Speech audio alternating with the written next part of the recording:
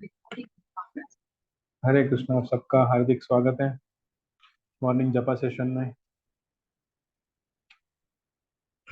एक आदमी था जो अ, अपने परिवार के साथ एक सिटी में रहता था, एक नगर में रहता था। और उसके पास ज़्यादा पैसे तो थे नहीं, तो किराए के मकान पे रहता था।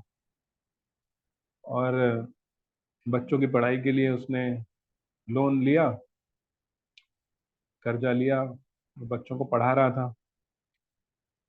लेकिन एक दिन अचानक उसकी पत्नी बीमार हो गई। तो बीमार पत्नी का उपचार कराने के लिए उसके पास पैसा नहीं था, तो उसने और लोन लिया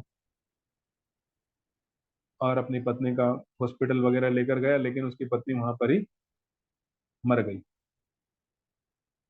और जब पत्नी मर गई तो उसका बेटा जो बहुत छोटा था वो बहुत दुखी हो गया।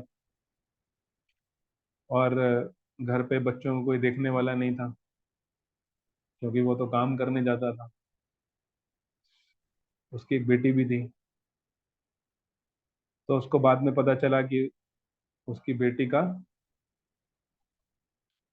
किसी दूसरे लड़के के साथ, और वो अच्छा लड़का नहीं था, किसी गंदे लड़के के साथ कोई अफेयर चल रहा है।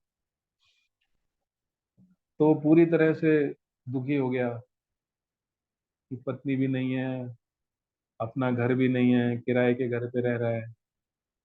हाँ, इतना सारा कर्जा चढ़ा हुआ है, घर में बच्चों को कोई देखने वाला नहीं है। उसके बाद ऑफिस में जाता है तो इतनी टेंशन है, तो बॉस से टेंशन में काम करता है तो बॉस से डांट खाता है, गाली खाता है।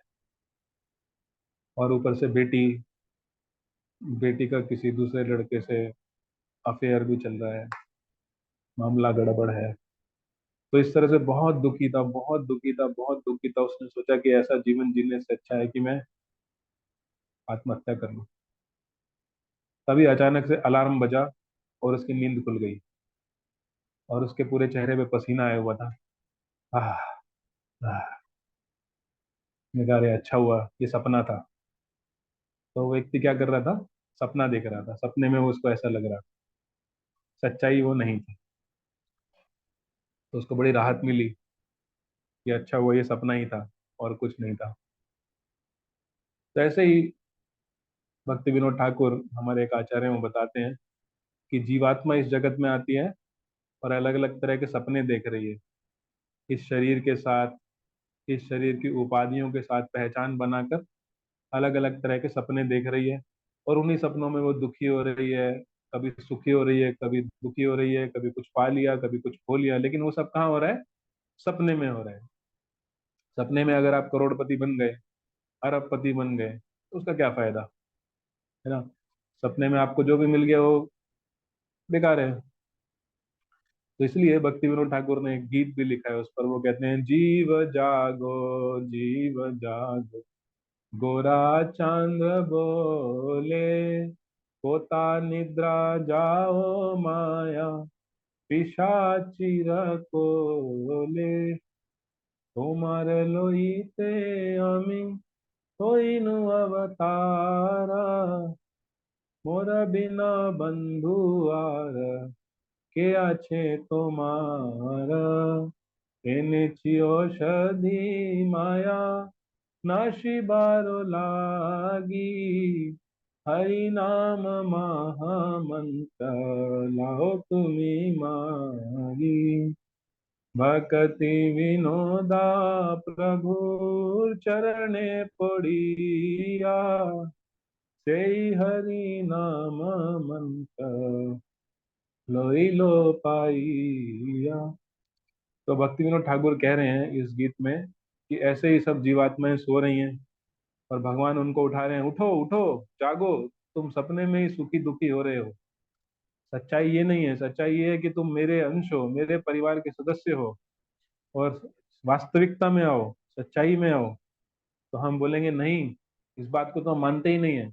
भले ही हम सुन लें लेकिन मानते ही नहीं। तो बोलते हाँ, क्यों तुम नहीं मानोगे, क्योंकि माया ने तुम्हें जादू में डाल दिया, माया ने तुम्हें सुला दिया है। तो फिर क्या करें, माया से बाहर कैसे निकलें?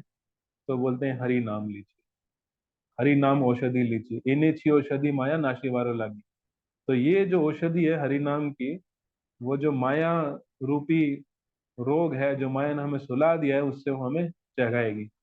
और भगवान का श्रद्धा पूर्वक नित्य रूप से नाम जप करने से हमें वास्तविकता समझ में आएगी। हमें समझ में आएगा कि हम हमारा इस संसार से कोई संबंध नहीं है, हमारा केवल और केवल संबंध भगवान से है, कृष्ण से है।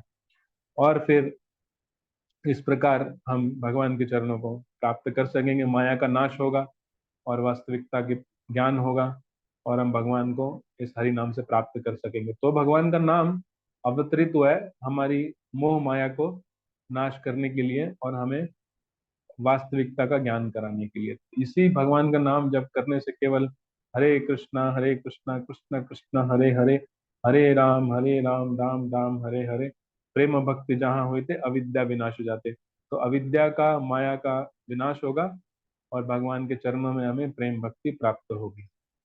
हरे कृष्णा।